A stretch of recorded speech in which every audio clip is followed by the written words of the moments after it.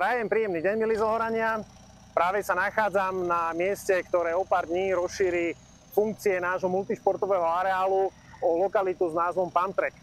Tento projekt som inicioval ešte v roku 2022 a teraz ako poslanec obecného zastupiteľstva v Zohore som rád, že vám tento projekt môžem odprezentovať ako úspešne započatý.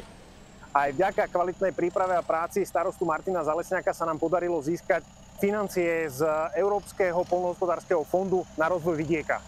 Pump Track je dráha so spevneným povrchom, úplne ideálna pre pohyb na bicykli alebo napríklad na kolobežke.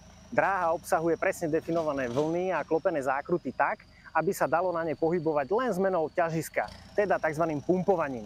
Jednoducho je to pohyb bez hluku, bez smradu, len pomocou svalov.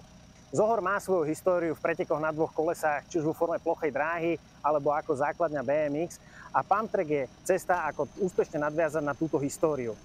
Zároveň je to cesta, ako priviesť zdravému životnému štýlu nie len mládež, pretože u nás v Zohore sa hovorí, že na kolečku tu jazdí každý a Pump Track k tomu dokáže pridať niečo naviac.